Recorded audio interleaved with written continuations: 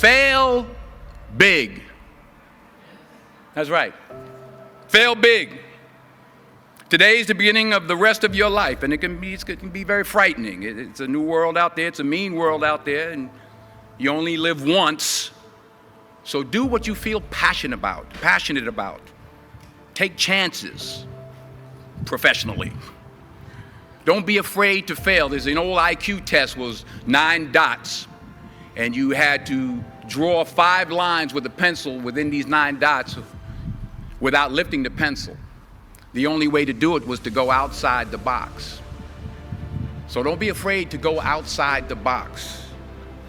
Don't be afraid to think outside the box. Don't be afraid to fail big, to dream big. But remember, dreams without goals are just dreams, and they ultimately fuel disappointment.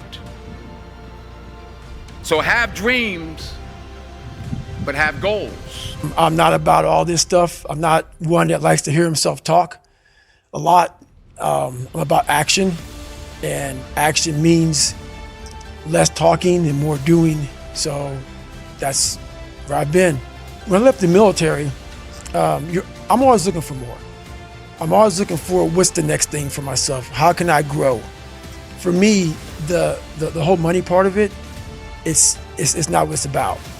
I'm all about that growth, and that growth isn't in these massive paychecks for speaking to corporations, stuff like that. The growth for me is in that $12 to $15 an hour when you're out there and it's like 20 degrees and you're freezing your ass off and you're thinking, you know what?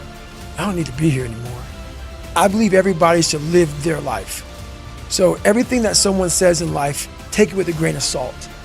Take what they give and don't be like, oh, David Goggins said this or whoever said this. No, do not take what I say and do exactly what I say. So for me, what makes me who I am, because my mission is very different than yours or anybody else's. I have to go into a situation where, okay, I'm a guy who wants to make people better. For people to get better, I have to continuously get better myself. When I'm waking up early, knowing I don't have to do these things, that's where I get better. So it's important to stay hungry. It's important to stay hungry, but it's important more to stay humble within that hunger. So while you're hungry, a lot of people are hungry, but humility is everything. I always look at people. I know where you are. I know where, because I've been there. That's why I help so many people out. I've never been above you. I've always pretty much been beneath you, and that's where my knowledge came from. So I know how to reach those people who are in the dungeon, because I've been there so many times. I always tell people, a lot of people, man, how do you do what you do? At the end of the day, I ask myself one question: can I take one more step? And usually the answer is yes. So if you can answer that question and not take another step, that is real failure. That is real quitting. So a lot of people can take one more step, but they choose not to. I don't know if you can take 2 steps. You got to answer that question after you take the first step. But I can always take one more step. So if I choose not to, that's on me. And I got to live with that. I know how it's going to feel because I failed so many times before. Failure is the ultimate thing, man. I failed so many times before. That's why I don't look at failure anymore as failure. I look at it as my first, second, and third attempt. So that's what that's all about, man. So why is that a moral obligation? Well, if you hide and you don't let what's inside of you out, and you don't bring into the world what you could bring, and you become cynical and bitter, you will start doing very dark things. So you'll start, not only will you not add to the world what you could add, but you'll start being jealous of people who are competent and doing well and work to destroy them. So that's the pathway to hell, really. So imagine your plans didn't work out. Okay, now you sit down and you say to yourself, I'd like to know, even if the world was conspiring against me and my failure was 95% the fault of external occurrences and other people, what did I do that wasn't as good as it could have been, and where did I fail to look so that the probability of my failure was higher. Now, to ask that question, you have to want the answer. That's what it means to knock or to ask or to seek. This is no joke. It's like you have to want to know.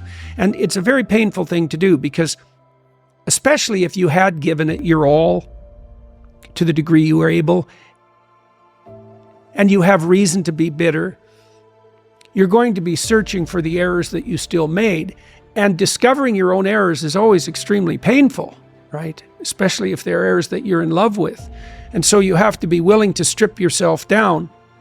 That's what humility means fundamentally. And then, but the advantage is, this is why it's so useful to listen to people. You might find out where you're stupid.